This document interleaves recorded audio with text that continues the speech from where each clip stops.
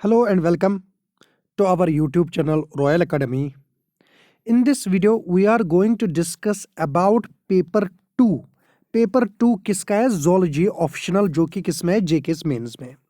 चलिए देखो, इसका मुझे इंस्ट्रक्शंस नहीं है, मैं आपको पहले बताऊं दूं इंस्ट्रक्शंस कैसे होते हैं। ये कौन सा पेपर है? ये पेपर 2 है, किसका? जोलॉजी का है। कुल मिला के 8 क्वेश्चंस होते हैं पेपर में, जो कि किस में होते हैं?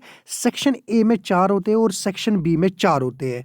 और कुल मिला के हमें कितने करने होते हैं? 5 क्वेश्चंस हमें टोटल करने होते हैं। ख्याल रखें इस चीज़ का, क्योंकि बहुत सारे मेंस में फिर गलत करके आते हैं, फिर इनके आंसर इवालुएट नहीं होते। इस चीज़ का ख्याल रखें। देखिए, जो क्वेश्चन नंबर 1 और क्वेश्चन नंबर 5 जो है, ये क्या होते हैं? ये कंपलसरी होते हैं, जो कि आपको जरूरी करने होते हैं। तो क्वेश्चन नंबर 1 और क्वेश्चन नंबर 5 कंपलसरी होते हैं। इसके बाद हो गए 2 क्वेश्चन, अब कितने रहे? अब रहे 3 question.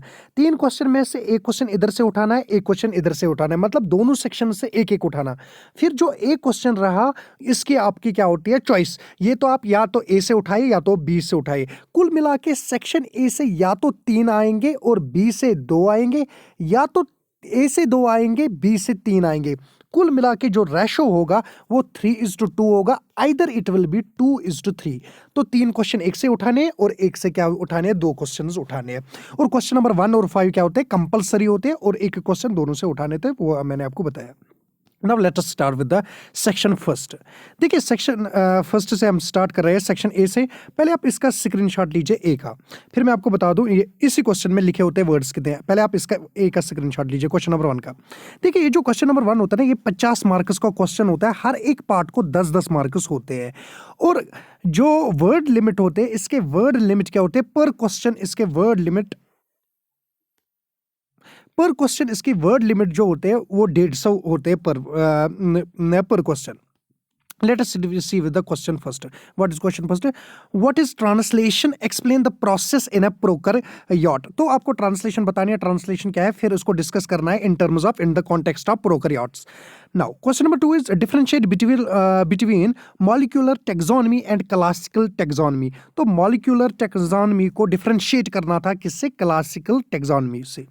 Now, question number 3 is Hardy-Weinberg law को describe करना था and mention its underlying assumptions. तो Hardy-Weinberg law and its assumptions आपको लिख रहे थे 10 मार्क्स की। Describe the mechanism of sex determination in man. तो man में क्या मतलब मैकेनिज्म रहता है to determine the sex, वो आपको डिस्कस करना था, 10 मार्क्स का था, 150 वर्ड्स में लिखना था। Define Lumbrush and polythene chromosomes and comment on their occurrence. तो ये क्या करना था? Lumbrush and polythene chromosomes जो है, इनको हमें डिस्कस करना था। Polythene chromosomes, not polythene. So polythene chromosomes and Lumbrush और इनकी occurrence जो है वो 10 मार्क्स में लिखने थे हमें, और 150 वर्ड्स टोटल लिखने थे हमें।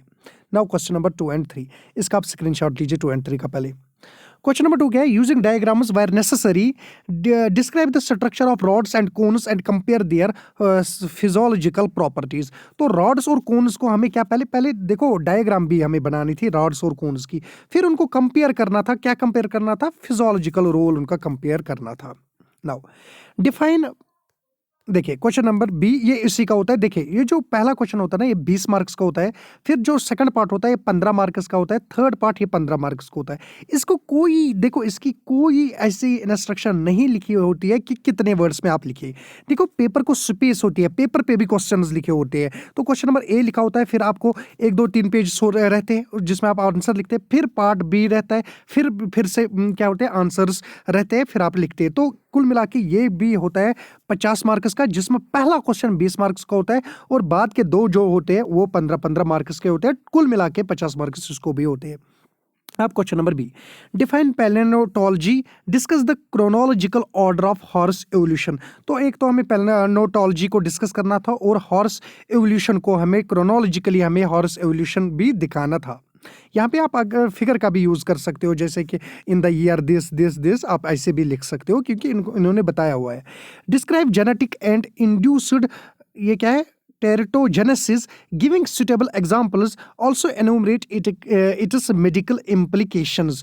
तो हमें क्या डिस्क्राइब करना था, एक जेनेटिक एंड इंड्यूस्ड टेरिटोजेनेसिस जो है ये हमें डिस्कस करना था, किसके साथ, सुटेबल एग्जांपल्स के साथ, और उसके बाद हमें लिखना क्या था, इसकी मेडिकल इम्प्लीकेशंस क्या है, किसकी, इस प्रोसेस की, इसकी टेरिटोजेनेसिस की, जेनेटिक एंड इंड्यूस्ड टेरिटोजेनेसिस.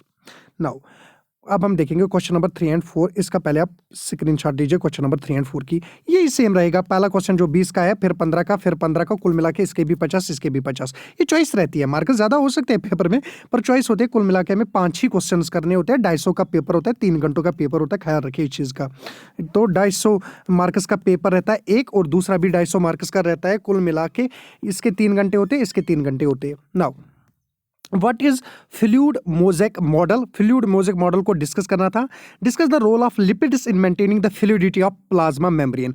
तो हमें रोल ऑफ किसका करना था, डिस्कस किसका रोल करना था, डिस्कस लिपिड्स का इन मेंटेनिंग द फ्लूइडिटी. कैसे फ्लूइडिटी मेंटेन रखता है प्लाज्मा मेम्ब्रेन में, कौन, lipids.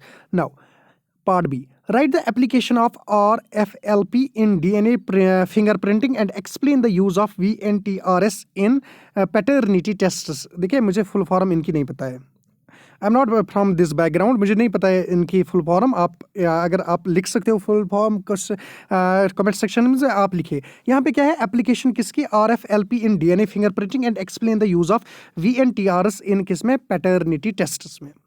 Now question number C, Part C from question number 3. Explain the Michaelis-Menten equation and write its significance in enzyme kinetics. देखिए ये explain करनी थी किसकी इक्वेशन, आई होप कि मैं ठीक से प्रोनाउंस कर रहा हूँ इनको, Michaelis-Menten and right its significance in enzyme kinetics. तो ये भी डिस्कस करना था, कुल मिला के ये भी 50 मार्क्स का था. नाउ क्वेश्चन नंबर 4, इसकी भी यही सेम है, पहला 20 वाला, फिर 15 वाला, फिर 15 वाला, कुल मिला के 50 मार्क्स का ये भी question. Explain embryonic stem cells with the help of flow chart. देखो फ्लो चार्ट भी बनाना है आपको. एक्सप्लेन द प्रोसेस ऑफ, देखिए पेन का यूज़ करिए प्लीज़, पेन का यूज़ करिए. कोई जब आप फिगर बनाते हो या कोई भी आप टाइम लाइन बनाते हो, आप ब्लू पेन या ब्लैक पेन यूज़ कर सकते हो, पेंसिल यूज़ नहीं करना. Pencil is not allowed. देखिए पेंसिल के लिए कोई इंस्ट्रक्शन नहीं दी गई है. जो इंस्ट्रक्शन है वो पेन के लिए है, वो भी ब्लू और ब्लैक. नाउ क्या है, explain embryonic stem cells with the help of flow chart. Explain the process of developing transgenic mice using these embryonic stem cells. Differentiate transgenic versus knockout mice. तो बहुत बड़ा क्वेश्चन है ये भी. क्या है, यहाँ पे एम्ब्रियोनिक स्टेम सेल को पहले आपको डिस्कस करना था, फिर उसके बाद आपको फ्लो चार्ट देना था. फ्लो चार्ट किसके related, explain the process of developing transgenic माइस. एक ये जो ट्रांसजेनिक माइस है ये कैसे डेवलप हुआ, इसका फ्लो चार्ट देना था.